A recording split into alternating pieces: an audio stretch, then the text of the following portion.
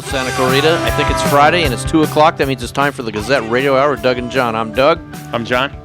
And I didn't know I had a line there. Wow. You stumped me. And I want what, you to Doug? get bored. And we're on AM-1220 KHTS. Oh, did I say that? Station. You didn't say Yikes. any of that stuff, man. You just Yikes. left me hanging and you threw it to me, and I got to clean up your mess. Well, that's why we pay you the big bucks. Speaking of big bucks, I'm thinking about branching out. What? What are you talking about? You have a nice career as an attorney? What's the deal? I have a nice career as an attorney, but I was thinking, well, okay, let me ask you a question. Yep. You're involved in the Rotary. Yes, very. Okay, and you guys have speakers Every week. Wednesdays. Most every week, yeah. Most every week you have a speaker. Uh-huh. Do you pay those speakers? No. They get a free lunch, though. They get a free lunch? Yeah. Okay, I could. So if I did that, So you want to come speak it's at every Rotary? Wednesdays. It's every Wednesdays. Every Wednesday. Every Wednesdays. All right. If I come speak at Rotary 2 or 3 times a month, that's 2 meals, and then I can make $750,000 for one speaking engagement. I'm pretty much set for the year. What are you talking about? Oh, come on! People actually hire ex-president Bill Clinton Oh, I know where you're going. Okay. as a speaker. Right. I speak just as goodly as he does.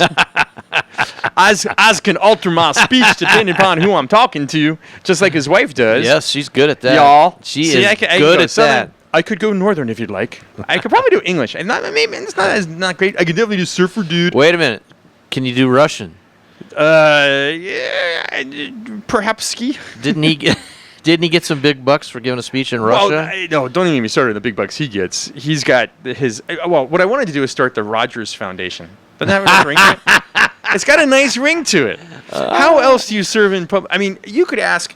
I bet you could ask most of our city council people, most of the people who work for the city, can you get rich in public service? And you know what the overwhelming response would be? Right? Nope. No way. No way. And yet somehow the Clintons in one period of time, if the facts that I've heard are correct, and it's hearings, so you never know whether these facts are correct, they made between $50 and $60 million while she was Secretary of State. Now, is that a coincidence or? Well, there's a film coming out. It's actually premiering. This is actually hilarious. It's premiering at the Cannes Film Festival. Okay, and now here's a knock on most of the Republican people.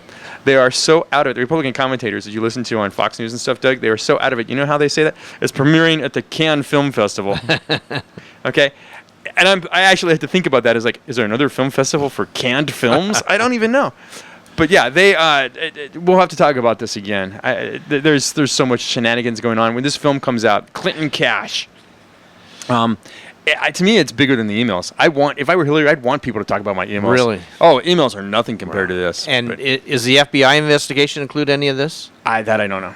That I don't know. Interesting. So do you think, real quick before we break, that when Donald calls her crooked Hillary, is that authentic? Well, or is that accurate? I think anytime a campaign says there's not a shred of evidence to support these allegations, 90% of the time there seems to be shreds of evidence supporting those allegations. I could be wrong. All right, you're listening to Gazette Radio with Doug and John on AM-1220 KHTS, Santa Cruz hometown station. We are back after this. All right. No joking during the break. Sorry, Doug. Anyway, welcome back to the Gazette Radio Hour with Doug and John on Santa Cruz hometown station, AM-1220 KHTS. As I said, it's the Gazette Radio Hour. It's the radio digest version of the Santa Cruz Gazette for all you need to know to be in the know. And now, by contractual obligation, we're joined by Perry Smith, the news director of KHTS. I didn't sign that contract. I didn't either, but he's contractually obligated to be here. Nor is there any sort of fiduciary. You get something. We're going to spend like 50 to 60% on our budget. Generally, you're the lawyer, but that's what the contract is for, right? To protect those. There's consideration, but what we'll do is we will drop 50 to 60% of our budget on you. Wow, that's generous. That's hardy. You haven't seen our budget. Yeah, we won't tell you how much our budget is. Actually, I haven't seen our budget. Anyway, it's Perry Smith for the Week in Review, everybody. Hey. So, what was the biggest one this week? Ooh, that's kind of a toughie. I think the biggest one, based on the views that we've been getting, is kind of the follow on the Lucas Guidros case and the driver accused of hitting the bicyclist and leaving the scene. That was obviously, and now it's DUI. Right. That was the development this week, was that they think that it was a DUI based on their preliminary investigation. They wouldn't discuss the nature of the investigation as far as whether or not they did a field test or whether or not they drew blood. But they didn't get him till 24 hours later, wasn't that right? The 3 a.m. of that night. Yeah, 3 a.m. that night. Okay, so it was almost 24 hours. What didn't happen at No, 4:30? it was like 8 Oh, or that's- it was 12 like hours. 8 to 12 hours. Okay. Yeah. Did the math. Yeah, somewhere in the 10 to 12 hour range. But the point is, I mean, yeah, alcohol probably wouldn't still be in his system, but they can still test like his bloodstream to see, or maybe they had a confession. Who knows? Again, they wouldn't say the nature of that. They generally don't reveal that until the preliminary hearing when they present the evidence, and then we get a much better idea of how they know what they know. Yeah. Right now, they don't want to compromise their investigation, so exactly. they're going to keep that under the hat. Exactly. City theft, that was kind of a big deal. Yeah. That The was a big city, had a news conference scheduled for their big sheriff station, and that kind of got delayed because of this. Because of that. Oh, of And course. I'm sure that well, was okay, not- to recap, they found how long was she with the about city? $500,000. David Ribera was arrested that morning that they found out, Tuesday morning. Or I guess that was when the detectives came to City Hall, investigated him, found out he'd essentially been using a collective fund that the city had to pay back developers for additional projects. Like, say, you want to put a building in somewhere, the city says, okay, but you need to do this sidewalk, so they pay for the sidewalk, city reimburses them through this fund. This guy, I guess developers don't always claim that money, which was interesting to me to learn that. It was like, you pay me $10,000 to do work, I'm going to do it and get my money, right? I don't know. Or maybe if it's part of such a bigger project, well, it's just a change order or something. Still my money. It's still still my money. So anyway, so these funds were uncollected, and he was allegedly claiming, like, using business names close enough to the actual names that they had registered as, because sometimes business names do, submitting a check reimbursement and getting that check. So Gary Smith instead of Perry Smith. Right. I mean, I would imagine it was a little more sophisticated than that, Perhaps. but But yeah, the for the reason sake of- they caught on to it was there was an anonymous tip, right? Anonymous So tip, this would have wow. been going on and on and on if it wasn't for that tip. Does that sound right? potentially. We don't. When they say anonymous tip, I mean that could really be anything. That could be Ken catching the guy and not wanting to report the name, or that could be an anonymous tip. That could be a business owner who was like, "Hey, I didn't send that check in." So if it's anonymous, it's anonymous. That means they're not revealing that. It might come out in court. It might not if it's legitimately anonymous. Do you know whether it was it something that was due to lack of oversight on the behalf of the city? I don't. Or was it just something that would have happened? Just because you could speculate, but this stuff happens. It's never happened in 28 years. So you look at that and say, okay, there's obviously some controls there and some checks, and obviously, I mean, when I spoke with Gail Morgan from the city, she said, the guy found a crease and he, worked an angle. The city deals with millions and millions and millions of dollars. Just say, it wouldn't happen in my city. You know what I mean? Or if I was in charge. You know what I mean? It's not like we're Bell. Yeah, exactly. That's what I'm saying. We're not. The impression that I got from detectives is that we're not talking about a wide-scale corruption. We're talking about somebody who allegedly got greedy. Okay. You know what I mean? But again, we'll see. More of that comes out in the case. If that is a situation, we might not learn it all at once. You might get pieces of the puzzle. So I'm not saying it's. Yeah, no, that's true. They're acting and speaking as though the investigation is limited to this guy. So I thought the city's response was actually pretty good. Yeah, I mean they got out in front of it. They did a really good job. Pretty well. So I was just curious whether there was anything else from the city. Right. Not yet. But yeah, it's probably not going to do that. But not until But didn't I read also they're doing some sort of stepped up audit? What do they call it? A forensic audit. Yeah. KPMG. Well, they almost have to to catch prove this guy. also to not only to catch the guy, but also to prove the amount that he's lost and if there's any retribution. City also has a fraud policy, reimbursement or anything like that. Yeah, there's all kinds of things. Not retribution, which was mentioned, and so not retribution. They're trying to get $1 million back in restitution. Yeah, so restitution, not retribution. Retribution. We could beat him up. That's I don't know. retribution. City Hall might feel like. Yeah, that's possible too. I wasn't suggesting that. It's not. I used the wrong word. Don't do what Glenn Beck did. The dark side of Valencia Boulevard. Yes. No, kidding. So what else is going on? Oh man, what else isn't going on? Had some nice features. We had a great story.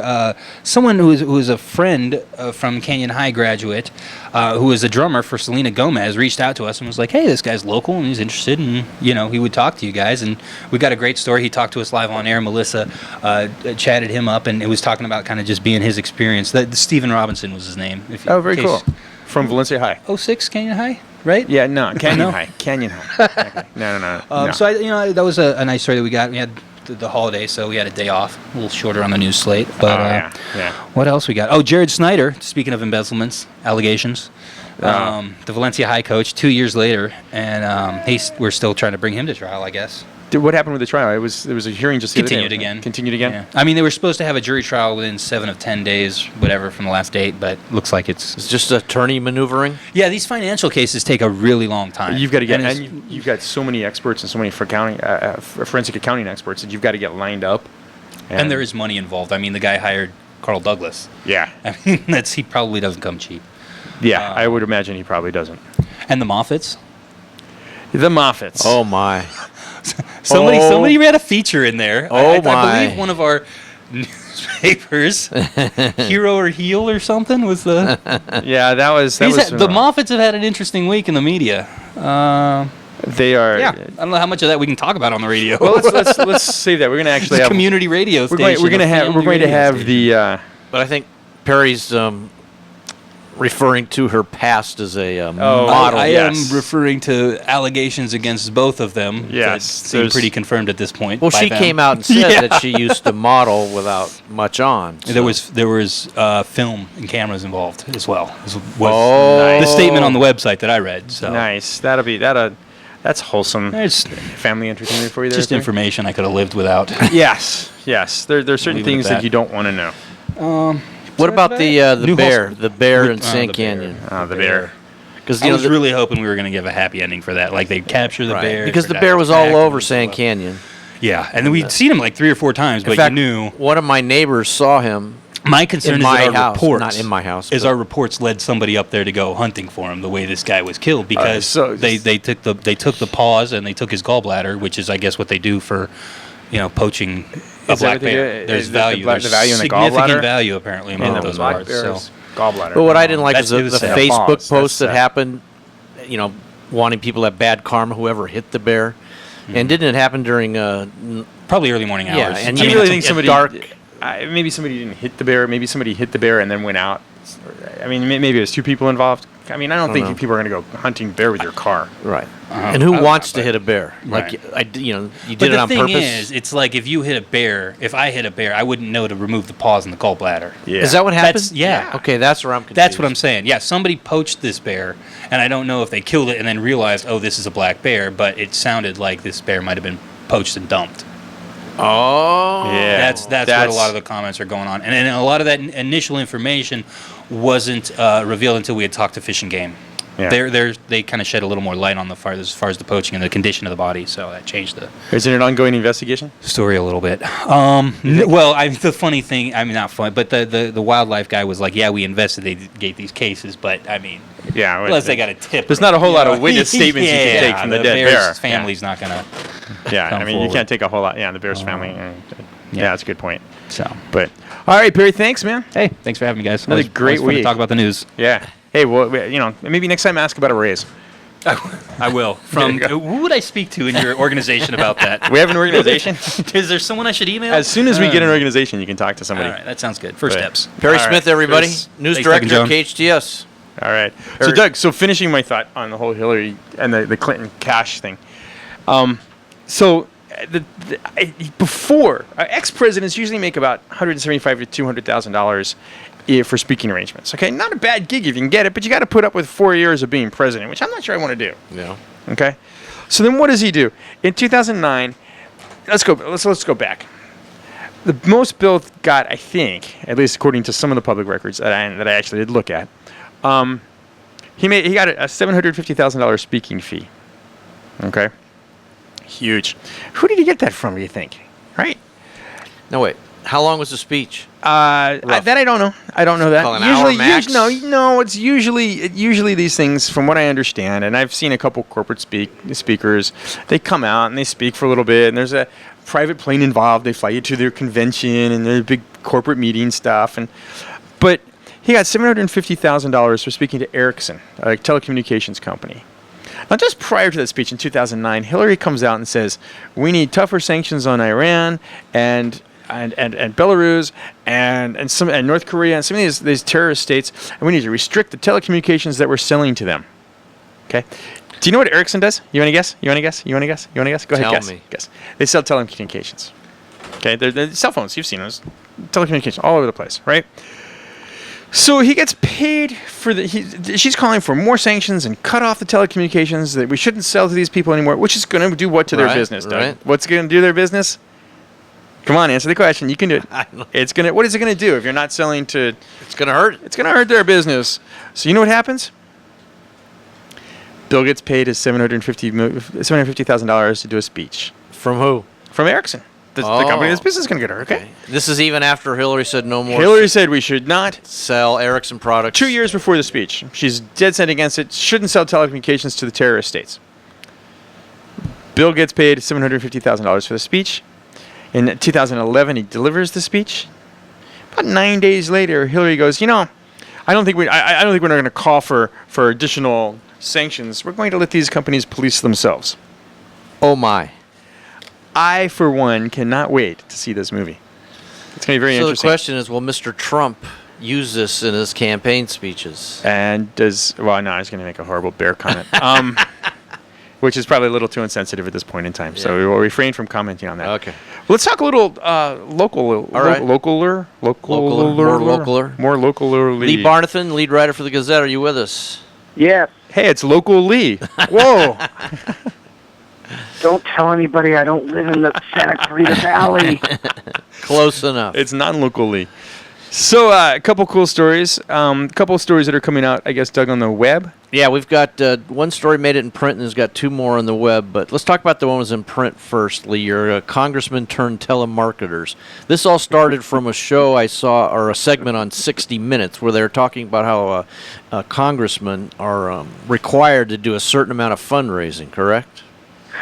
Not only was it on 60 Minutes, but the week before it was on Last Week with John Oliver, which is where I first saw the piece. Wow. So they actually are required to spend?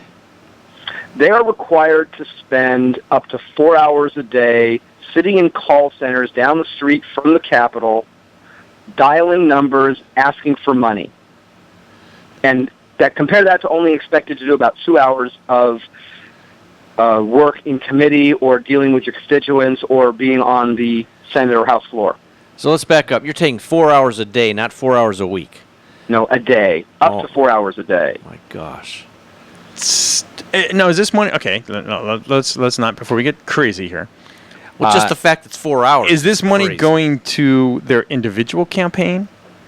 Or is it going to the Democratic National Committee or the Republican National Committee? Or the answer is both. If you need to raise this amount of money to get reelected, then you will raise this amount of money. If your seat is safe, you are still required to raise money for the party, who will then take the money and give it to other people whose seats are in jeopardy, or they're trying to help them take a seat away from the other party. And they're being required by their individual parties. They are. Wow. So, I guess I'm confused. How do they hold them accountable to force them to do this? One of the stories, I think it was 60 Minutes, shows a whiteboard on a big whiteboard in the middle of the building and inside, showing everybody, okay, here's what you've raised. So there's an element of peer pressure. Oh yeah, but also think about it. You're a freshman congressman or you just completed your freshman term. You're coming back up for re-election, and you need a big influx of cash because your seat's been targeted. Right. Okay. And you haven't done your job when it comes to the fundraising. How much help do you think you're going to get from the National Committee? I'm not saying they do that. I don't know whether they do that, but that's where I went first. That's where the leverage comes from. Neither story indicated that. The closest either story came to mentioning this was on 60 Minutes, where a Florida congressman basically said, if you stop doing this, you don't have access to all of the donors who could otherwise give you money. Yep.